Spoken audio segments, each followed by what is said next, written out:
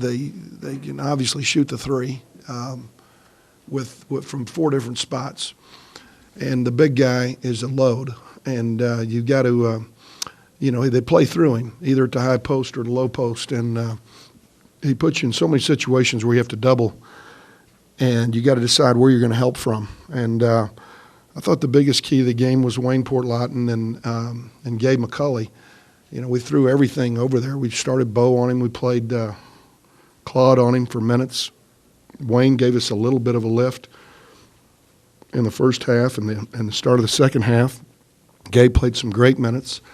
And, Gabe went back and rebounded it from his position. Jeremy rebounded from his position. Christian went back and got some. We had really solid play in the second half. I thought that the biggest problem we had was making those first 3 or 4 threes to start the ball game, and just decided we were just going to make them all. And then we proceeded to take about 5 really bad shots and got them right in the game, got their heads up, got them some confidence. And their shot selection in the first half was much better than ours. When you looked at the shot chart, they had loaded it up with shots in the paint. And we had shots all around the three-point line. And I thought it reversed and changed a little bit in the second half. We got more selective. We took better shots. As a result, we scored more points in the second half. I thought our defense really picked up once Randy got a handle on what Samparissis was doing. He did a great job on him in the second half. Julian was guarding a guy that was averaging 17 points a game.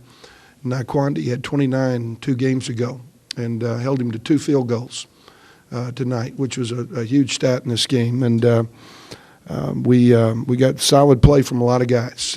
Perez came in. Solid minutes. Game got better when he was in there. It was tough on Ike to come in a key spot with 4.5 minutes to go with Randy cramping, and the game didn't get worse. Bohannon had to go in to relieve Gabe, and did a solid job during that stretch that he was in there. So it's a good win, and we now are getting into a stretch where we're playing 8 games in 22 days, and it's going to be a real challenge, but we got a bunch of veterans that I think are going to give it their best shot during this stretch. Coach, what did you do to shut down their 3? Well, I just think that we got a better feel for their actions. This is probably the most sophisticated offense that anybody runs in our league. A lot of, you just can't put out everything that they do. And I think by guarding it for a half, our guys got a better sense. We just told them that you got to close. We can't worry about Papadilla right now. We got to have somebody step up and guard him one-on-one. We're not worried about all that help, and we just got to close to this 3-point line. But the thing is, this kid set such great screens, Papadilla, that it's tough for these guards to fight through. We weren't given a lot of help off the screen and rolls because they're running the screen and rolls primarily to get Papadilla to dive and then play through him. So we wanted to stay between Papadilla and the basket. As a result, we weren't hedging off of Papadilla. And I think our guards just did a better job of fighting through the screens and getting where they needed to get. But all in all, it's a great team win. And, I think that UTEP, what score was 49-45 last year or 51-48. We were able to get some points on the board. I think it's because we finally got a little more selective and took better shots and executed, screened better, got some things in the lane. And Julian made some great decisions off the drive and off the dribble. So, real proud of the win. I thought Randy played well also. It seemed like the halftime mentality, or out of halftime mentality, was attack the basket. Is that what you're talking about, better shots? Well, yeah. I mean, we just pointed out the shot selection, the shot chart that we always look at halftime, where our shots coming from, where their shots coming from, and it's a real simple game. Whoever gets it in the lane more is going to win. They're going to shoot more free throws, which we did. It's the biggest stat in the game is our 19 attempts, and how many they have? 5 attempts.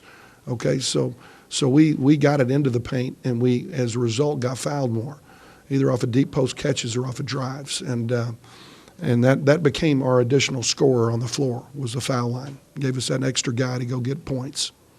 How important was getting a win tonight, a home win after what Memphis did? Well, I think it was very important, and either way in that game there was going to be an issue. If Southern Miss had won that game, they were going to have 3 losses. So, you know, we've got Memphis coming to our place, and it'll be I'm sure a real live atmosphere in here. But we need a live atmosphere in here next week when we come back home. Who do we have when we come back home next week after Southern Miss?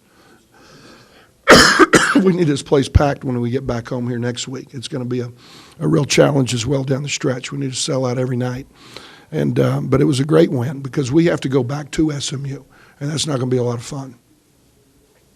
Did the referees fire this team up a little bit? It seemed like they fired you up a little bit. Oh, I thought I was very calm. Yeah, you'd have to ask our players if they fired them up. I don't know. How big was it when Papa Gio got his fourth foul? You know, it was a key play in the game, but probably not as big as just our ability to go back and guard him on the other end and defensive rebound and get to that 3-point line. How many points they score in the second half?